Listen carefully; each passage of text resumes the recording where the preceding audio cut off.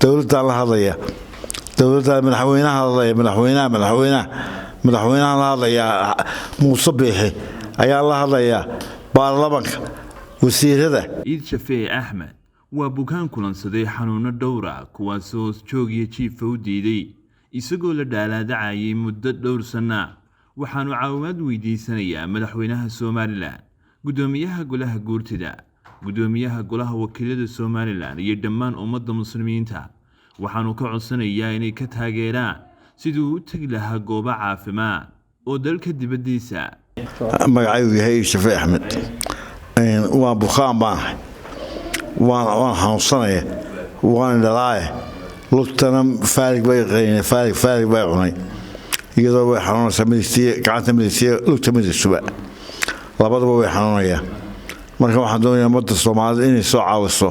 gaari 100,000 soo raaca maalin walba oo xaafadda kaga imaata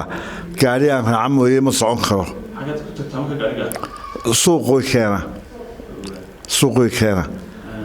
keena marka waxaan doonayaa ummadda muslimiinta inay caawisaan doonaya arag ma hayo 8 sanadood iyo damaha bacdayaasha horaan ka mid ahaa suuqa waaheen ayaa ka mid ahaa oo taasaan haysan jiray mawsi waan shuf baan basbeesh baakiyaraysa marka taayida way dhamaatay mawsi waxaan doonayaa inay caawiso ummadda Soomaalidu indhaha waa amar Allah iga dhacay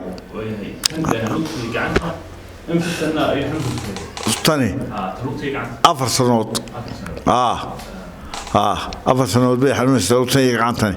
midigtu waan maray waxba ka waayay ka waayay ummadda muslimiinta waxaan ugu baaqayaa inay caawiyaan guri ma hayo 8 carruurna waan hayaa guri ma hayo gaari ma hayo waan cadillahay waxaan doonayaa caawiyaan dan Ilaahay ugu caawiyaan 8 carruur aan shaqeeyaha ana awoobahay marka waxaan doonayaa inay gurmato caawiso dhaqtar dibadda ma gudu waxba ka qaban waayo dhaqtar dibadda mooyaane waan doomarka waxaan u baahan dhaqtar dibadda dowladda la hadlaya dowladda madaxweynaha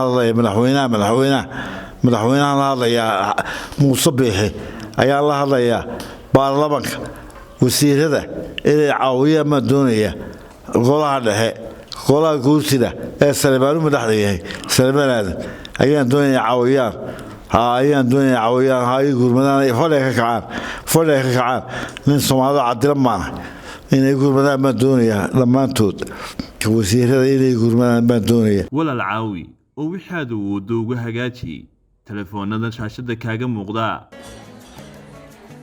واو اسبوع كيسو في عايز صاحبي wadkeeshi sama ما شاء الله صح ما عاد كش بسيط waxaan ku shubtay xilmo furan $10 baad ku shuban kartaa 5 baad ku shuban kartaa 15 baad ku shuban kartaa 20 baad ku shuban kartaa